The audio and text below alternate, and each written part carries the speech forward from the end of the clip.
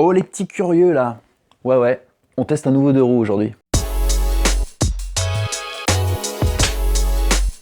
La magie de YouTube, ouais, j'ai rien demandé, il y a un fabricant polonais qui m'a contacté récemment pour m'envoyer un 2 roues à tester. Wouh, le succès, waouh. Ok, je me calme, on me fait confiance, on me demande de tester des choses, on va le tester ensemble. Allez, je viens de le recevoir justement.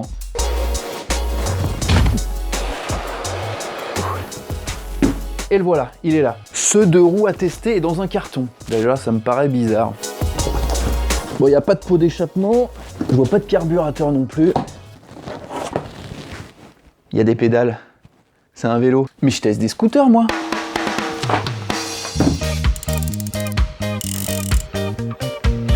Bon, on nous l'envoie gratuitement, hein, je vais le tester. Je vous propose de tester dans cette vidéo hors série sur notre chaîne qui est normalement consacrée aux 2 temps, aux scooters et particulièrement à la mécanique du 2 roues de 50 cm3, un VTT AE, un VTT à assistance électrique de la marque polonaise Escute. Le modèle, c'est le Voyageur Pro pour voyager loin, jusqu'en Pologne.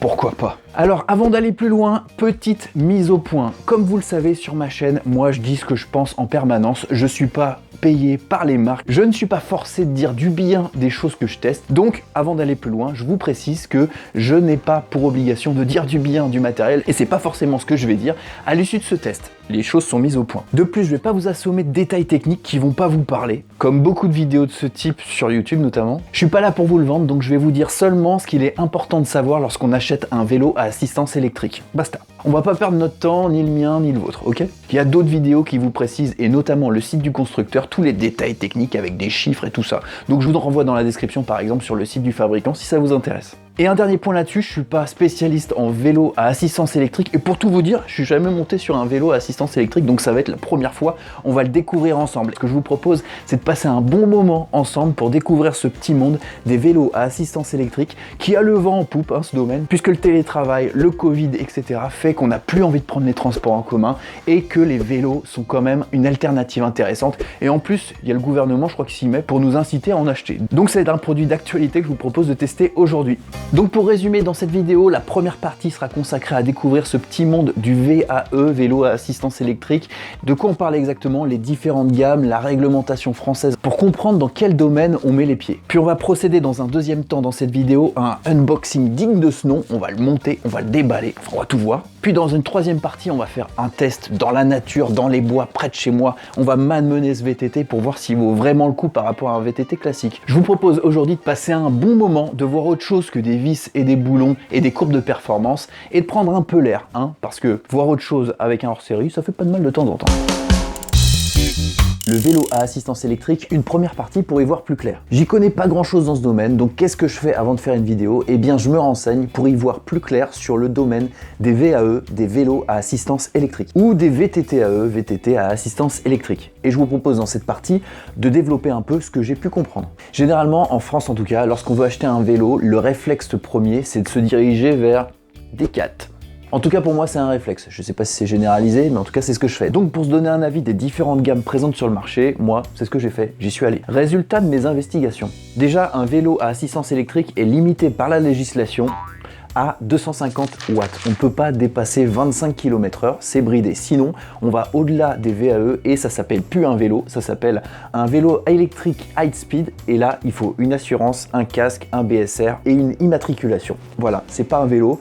Et ça s'appelle une mobilette. Donc ça c'est une autre vidéo, je ne l'aborde pas, je me limite au VAE, ok? Donc dans les moyens de comparaison, c'est pas vraiment la puissance délivrée dans les roues qu'on va pouvoir avoir en critères. C'est surtout 2 autres critères qu'on va aborder tout de suite. Tout d'abord, le couple. Le couple, c'est l'effort que peut fournir le moteur au niveau du pédalier. Ça va être directement proportionnel à la sensation d'aide que va vous fournir le moteur de votre VAE.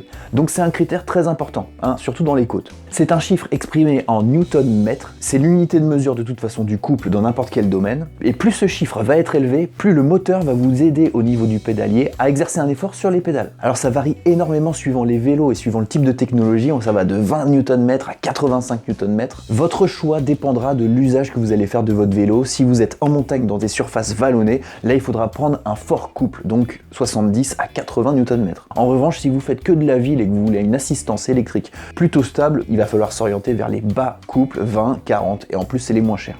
Deuxième critère important, c'est la capacité de la batterie. Dans un vélo électrique et dans n'importe quel élément électrique que vous achetez sur le marché, que ce soit une moto électrique, une voiture électrique ou un vélo électrique, l'élément le plus cher dans ce produit, c'est la batterie. De toute façon, vous l'entendez dans les médias, c'est pour ça que les engins électriques n'ont été répandus assez tardivement. C'est que le sujet batterie et le coût engendré par l'achat de ce produit et le recyclage d'ailleurs, c'est un problème.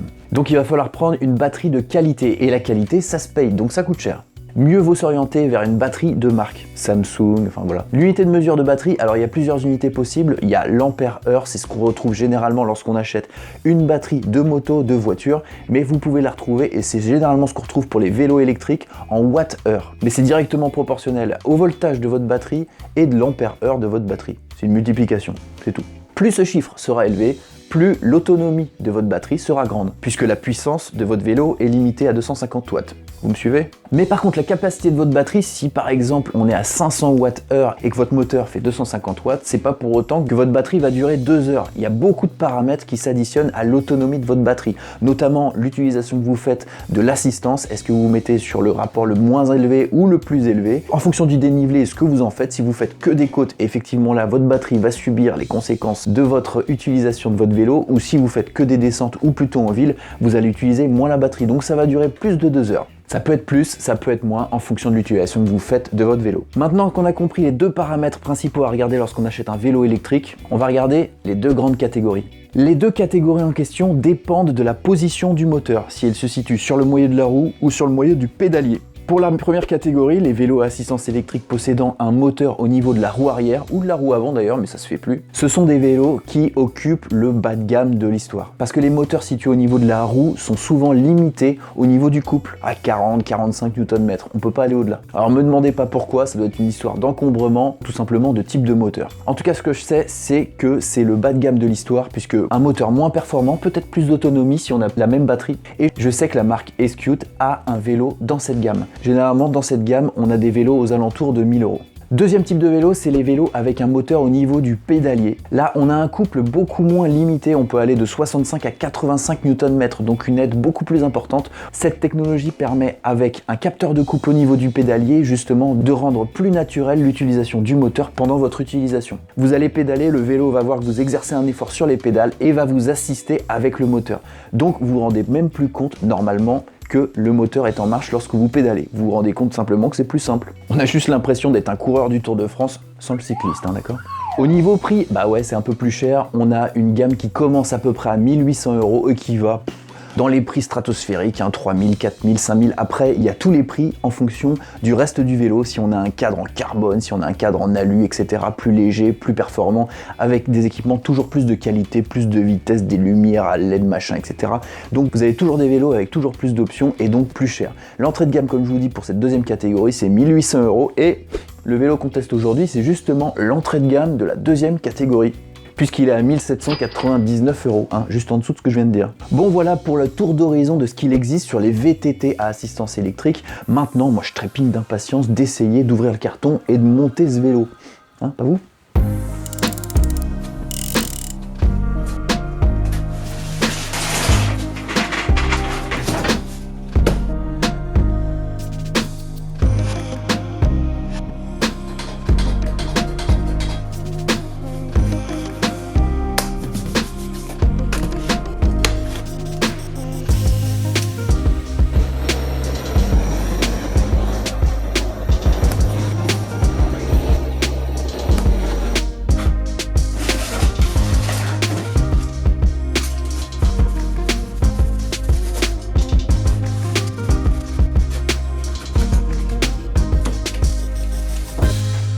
Tada! Bon, première impression au démallage, ça vient de Pologne, hein, ça met même pas 3-4 jours à arriver, donc c'est ultra rapide. Et en plus, l'emballage permet d'avoir un vélo qu'on a acheté quand même sans détérioration aucune. Bon, ça c'est une condition de base. Je dis pas que c'est un bon point parce que lorsqu'on achète un vélo à côté de chez soi et qu'on fait un trajet en voiture de 5 minutes, eh bien on est sûr au moins qu'il n'y a pas de détérioration. Donc c'est un minimum qu'on ait un emballage qui permet d'avoir un vélo sans détérioration à l'achat. C'est un bon point, mais c'est normal. Alors on l'enlève de son carton, on commence à prendre connaissance de la notice et on commence le montage.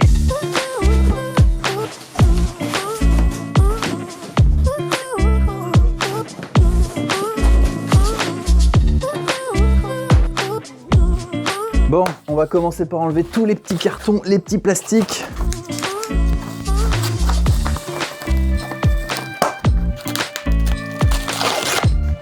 Des beaux freins à disque 160 mm et des beaux bouchons.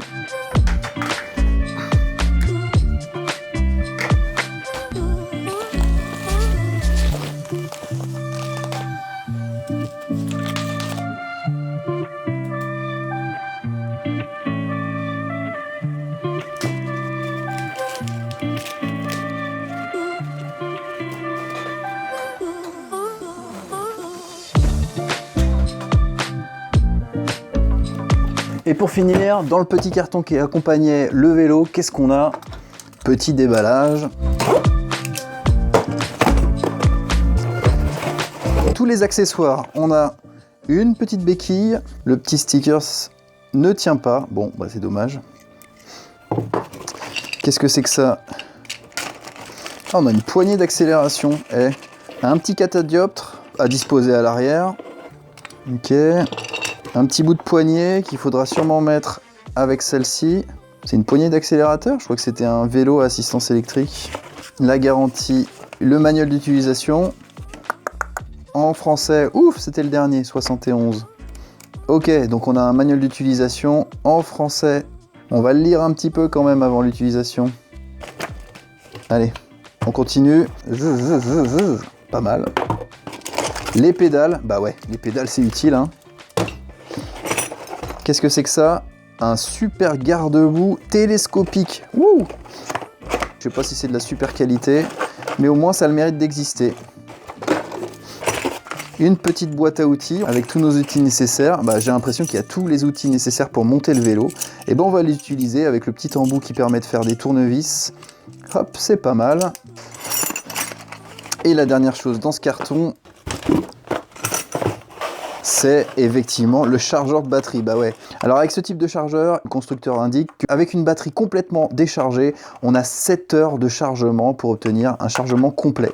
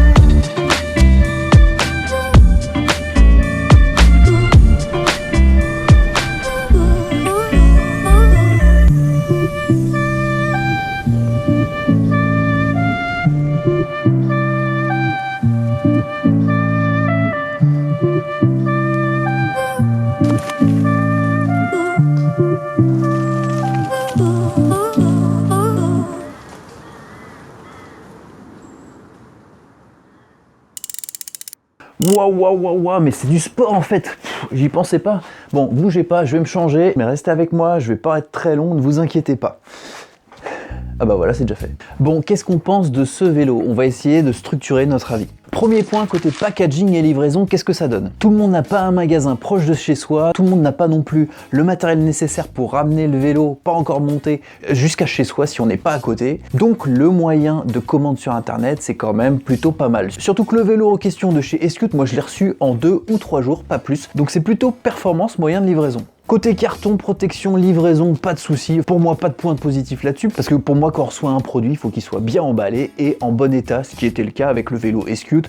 Sans problème, on a les protections dans le carton est bien protégé, bien emballé, aucun problème, RAS là-dessus. Deuxième point à vérifier ensemble, le montage. Simple, une notice en français, franchement, pas très compliqué à monter, vous l'avez vu. Alors comme je l'ai fait en live, je vous avoue un truc, j'ai un peu honte, j'ai mis le guidon à l'envers au début, il y avait le frein à disque qui était complètement à l'envers, j'ai pris un peu de recul et je me suis dit, il y a un problème, ça ressemble pas à la photo. Et effectivement, j'avais monté le guidon à l'envers, donc j'ai un peu honte de le dire, mais du coup, prenez votre temps, regardez la notice, faites les choses pas à pas, sans griller des étapes, parce que moi, en live, avec le stress de la caméra, je suis allé un peu à l'envers et un petit peu vite. Donc prenez le temps, lisez, il y aura aucun problème. C'est expliqué convenablement, sans trop de détails, mais on s'en sort. À présent, le design, troisième point. Alors selon les constructeurs de vélos et les fabricants, l'une chose qui diffère pour les vélos à assistance électrique, c'est la position de la batterie. Est-ce qu'elle est incorporée au cadre ou est-ce qu'elle est rapportée sur un cadre de vélo existant? Effectivement, ça change un petit peu tout au niveau du design. Et ce vélo-là, ce qui est pas mal, c'est qu'on constate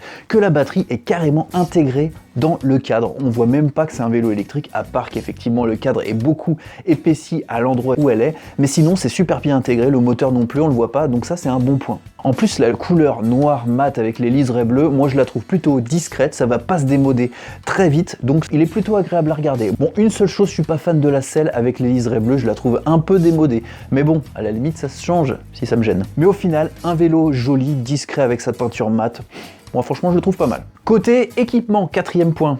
Vélo avec des freins à disque, moi j'ai jamais eu de vélo avec des freins à disque, donc je suis très content d'en avoir un, merci Escute. C'est des freins à disque non pas hydrauliques comme sur les scooters ou les motos, c'est à câble, mais au moins c'est pas les patins Shimano qui s'usent dans la jante de la roue, donc c'est parfait, les freins à disque c'est plutôt pas mal. 160 mm au passage. Des pneus anti-crevaison, bon cherchez pas à les crever au cou, je pense que vous allez y arriver, mais ils sont renforcés, ça à noter. Ils auraient pu mettre des pneus lambda, là ils sont renforcés anti-crevaison. À tester par contre, je sais pas ce que ça vaut. Côté manipulation au niveau des commodos, tout d'abord on a sur la main droite un changement de vitesse 9 vitesses Shimano, donc c'est des changements de vitesse standard avec une double manette qui permet de monter et descendre les vitesses, rien de spécial, il y a 9 vitesses sur ce vélo, c'est en plus de la marque Shimano, la marque que je connais depuis que je suis tout petit sur les vélos, donc je pense qu'elle a fait ses preuves, donc aucun problème de ce côté là. Et côté main gauche, qu'est-ce qu'il y a? Il y a le phare qu'on peut actionner même lorsque l'assistance électrique n'est pas mise en marche, donc ça veut dire qu'elle fonctionne en permanence, et l'éclairage est alimenté directement depuis la batterie, donc pas de problème de pile à changer. C'est idiot hein, mais ils auraient pu mettre une petite lampe qui fonctionne indépendamment avec une source indépendante et ainsi devoir changer une pile.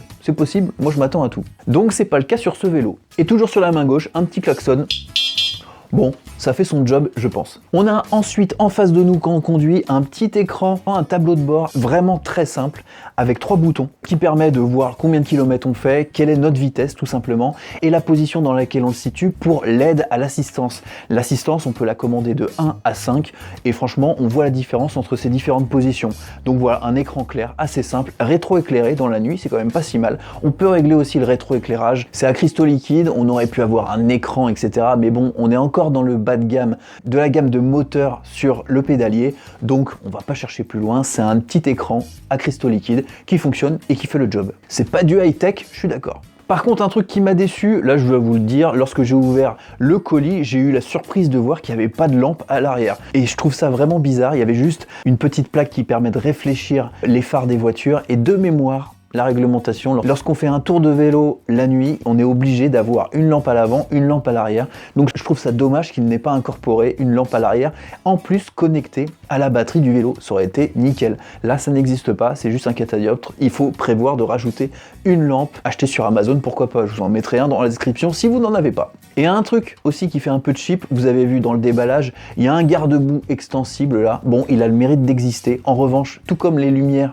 il n'y en a qu'un à l'arrière, il n'y en a pas un à l'avant. Ok, il y a la batterie qui fait office de garde-boue, ça je l'ai remarqué, mais ça aurait été bien quand même d'avoir un double garde-boue avant et arrière. Et en cherchant un petit peu, le garde-boue à l'arrière, ça vaut pas grand chose, ça vient de Chine, sur Amazon on l'a pour 13 €, sur AliExpress aussi à peu près à 13 €, donc ils auraient pu mettre un équipement un peu plus qualitatif à mon sens pour intégrer cela au vélo. Bon, on voit bien que le prix de revient du vélo a été tiré au max pour vous proposer un prix abordable, un prix compétitif à 1799 €. C'est pas donné, mais on sent que la batterie, le cadre, les équipements, etc., ils sont au taquet de la rentabilité. Ils ont incorporé au vélo une petite poignée d'accélération. Quand je l'ai déballé, je vous l'ai indiqué, j'ai essayé de la monter et je n'ai pas compris comment on la connectait. Je sais pas comment on la connectait et à quoi elle servait, puisque en actionnant la poignée, le vélo ne partait pas tout seul. Moi, je pensais me retrouver avec une petite mobilette qui va jusqu'à 25 km/h avec une poignée de gaz comme ça, mais c'est pas le cas. Donc s'il vous plaît, monsieur le constructeur, ça sert à quoi? Bon, je suis peut-être un peu débile sur le sujet, hein. Faudra m'expliquer quand même. Pour synthétiser, côté équipement, il y a ce qu'il faut, mais à ce prix-là, faut pas trop leur en demander. La batterie maintenant, 5e point. Alors là, la batterie, c'est un bon point parce que je pense que c'est une batterie de qualité. C'est une batterie de marque déjà, Samsung. Elle a fait ses preuves, cette marque, je crois. Donc c'est d'un gage de qualité, donc de longévité. Ce qu'il faut savoir, c'est qu'au bout de 2 ans, une batterie généralement, elle perd 20 à 30% de sa capacité, c'est-à-dire que vous allez pouvoir faire beaucoup moins de kilomètres que lorsque vous achetez ce vélo. Et au bout de 5 ans, eh bien c'est 40 ou 50% de la capacité de la batterie et de l'autonomie du vélo qui en prend un coup. Ça veut dire qu'il va falloir changer prochainement la batterie. Et une batterie, dans ce genre de vélo, c'est ce qui coûte le plus cher. C'est pas non plus excessif. Moi, j'en ai trouvé sur internet à 250 ou 300 €. Donc on peut la changer, mais c'est quand même un budget complémentaire. Ce qu'il faut savoir, c'est qu'avec une batterie de ce type Samsung, je pense qu'au bout de 5 ans, il faut s'attendre à la changer. Sur d'autres vélos, avec des batteries un petit peu moins connues, il est possible que vous puissiez changer cette batterie un peu plus souvent.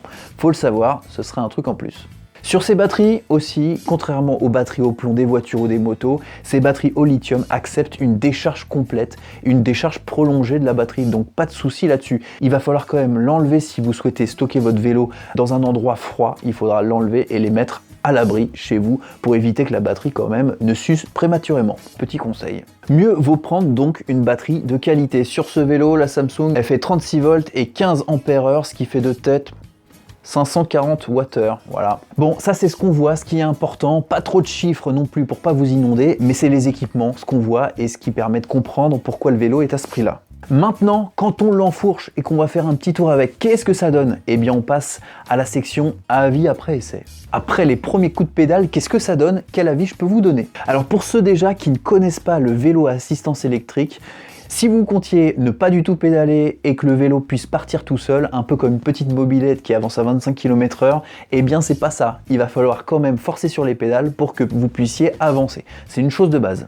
Le principe, c'est que le vélo détecte un couplet exercice sur les pédales et vous aide à tourner un peu plus les pédales, c'est ça. Alors il y a plusieurs modes d'aide disponibles, ça va de 1 à 5 et en fonction de si le chiffre est plus haut, eh bien ça va vous aider un peu plus. Et effectivement, dans le mode 5, ça aide à mort, ça je peux vous le dire. Sans exercer forcément beaucoup d'efforts, on arrive directement à 25 km/h et après faut pas trop chercher à aller au-delà parce que le moteur il s'arrête, il vous aide simplement à maintenir votre vitesse à 25 km/h mais pas au-delà. Et avec un vélo un petit peu plus lourd que la moyenne lorsqu'il n'y a pas de moteur, eh bien c'est un peu plus dur. 25 kg en moyenne sur ce vélo, pour le faire avancer il faut forcer sur les mollets. Alors moi qui connais pas forcément l'assistance électrique, il y a une chose qui m'a surprise, c'est lorsqu'on commence à pédaler, on s'attend à ce que le moteur nous aide instantanément, mais c'est pas le cas. Je sais pas si c'est le cas pour tous les vélos, mais en tout cas celui-ci, moi ça m'a un peu déçu. Il faut prévoir un tour de pédalier, voire un tour et demi, pour que le moteur commence à se mettre en route et à vous aider.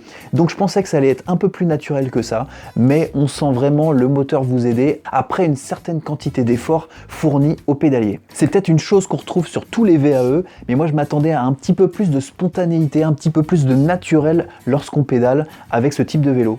Je ne sais pas ce que ça donne sur les autres. Moi ça me déçoit un peu.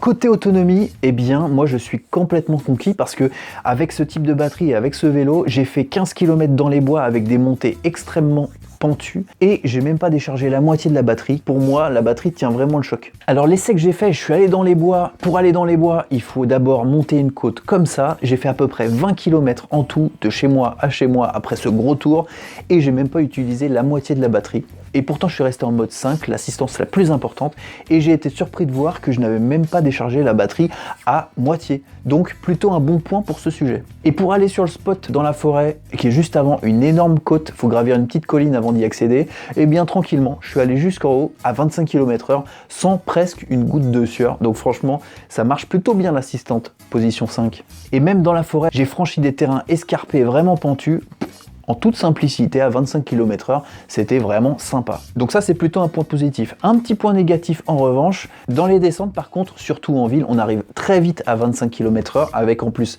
l'assistance, ça va encore plus vite. Puis après on pédale, et moi dans certaines descentes je suis arrivé jusqu'à 50 km/h, et le problème c'est que pour moi la démultiplication entre les plateaux et les pignons n'est pas assez important. C'est-à-dire que on pédale un peu dans la semoule très vite si on descend avec ce vélo dans des descentes un petit peu abruptes en ville. C'est un petit peu dommage parce qu'on pourrait avoir un plateau supplémentaire, un plateau un petit peu plus gros qui nous permettrait de moins pédaler dans la semoule lorsqu'on veut aller un peu plus vite. Au niveau des équipements cycle, ça fait le job. Dans la forêt, la suspension avant est souple, on peut même la régler, donc c'est plutôt pas mal pour ceux qui aiment bien les suspensions un peu plus dures. Moi je regrette la suspension arrière inexistante pour un VTT de descente, de montagne comme ils le disent sur le site, c'est un peu dommage, mais bon à ce prix là on peut pas avoir un cadre qui incorpore un amortisseur à l'arrière, ça peut se comprendre. Mais en forêt quand même, pour un VTT comme il se doit, ça manque un petit peu. Mais encore une fois, vu le prix, on leur en veut pas Escute.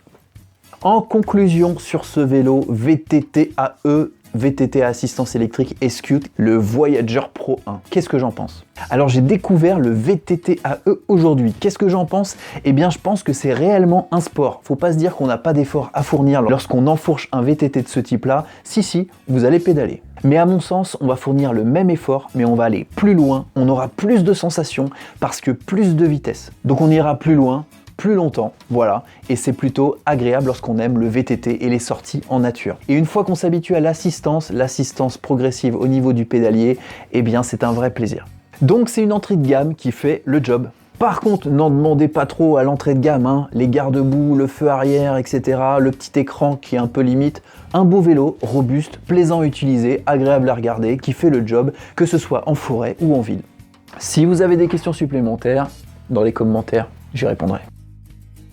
J'espère que vous avez apprécié cette vidéo hors série sur le test d'un vélo électrique Voyager de chez Escute, que vous n'êtes pas trop déçus parce que c'est pas une vidéo sur les scooters et sur nos moteurs de temps qu'on aime tant. Mais bon, moi on me l'a envoyé gratuitement, je me suis dit allez je vais faire une vidéo comme d'habitude, un petit pouce bleu si vous avez aimé, moi ça me fait plaisir et ça me permet de montrer que vous avez aimé cette vidéo sur le vélo Escute que je vous ai présenté aujourd'hui. Je vous invite à aller voir dans les playlists en dessous, je suis sûr qu'il y a une vidéo qui va vous plaire, surtout si vous aimez les scooters, les deux temps et les moteurs en général, les réglages et les différents tests, vous allez voir en dessous, il y a plein de playlists et si vous aimez, vous vous abonnez avec le petit bouton en bas à droite et vous déclenchez la cloche surtout pour être averti lorsque je poste une nouvelle vidéo et tout le monde est content. J'allais presque oublier, je profite de ce moment pour vous dire que vous avez moins 60% de non, c'est pas ça. Non, vous avez 60 € de réduction sur les vélos Escute en utilisant le code promotion qui est juste en dessous. N'hésitez pas à le faire et en profiter si ça vous intéresse de vous munir d'un VTT AE, VTT à assistance électrique. N'hésitez pas à me laisser des commentaires si vous avez des questions sur ce vélo ou sur autre chose, j'y répondrai systématiquement. N'hésitez pas. Si vous avez une question aussi, vous pouvez utiliser Instagram. J'ai beaucoup de messages, mais sur un coup de peau, vous pouvez tomber sur le moment où je vais sur Instagram pour répondre à mes messages. N'hésitez pas si vous avez des messages particuliers avec photos, avec vidéos ou messages vocaux, c'est toujours plus simple d'échanger sur Insta. Voilà, je pense que j'ai fait le tour. J'aimerais remercier l'entreprise Escute pour l'envoi de ce vélo, gratuitement, je l'ai encore dit. Par contre, j'espère que l'objet de ma vidéo et ce que j'ai pu dire dans cette vidéo ne les a pas trop embêtés. J'ai dit réellement ce que je pensais et je pense que pour vous qui regardez, c'est ce que vous recherchez. Vous vous en moquez un peu de vous dire que c'est le meilleur vélo du monde. Moi, je dis ce que je pense. Et pour ceux qui connaissent la chaîne, j'ai jamais dit le contraire. Donc merci à eux de me faire confiance, quitte à ce que je dise des choses négatives. J'espère que vous avez aimé tout de même cette vidéo hors série sur un vélo à assistance électrique. Je vous dis à très bientôt pour une prochaine vidéo. Ciao! Et puisqu'on m'envoie des choses gratuitement, des fournisseurs me font confiance pour tester des produits, eh bien je m'adresse à vous, constructeurs de motos 50 cm3 ou de scooters 50 cm3. Envoyez-moi vos produits, qu'est-ce que vous attendez? Je vais les tester. Sur un malentendu, ça peut toujours marcher. Ciao!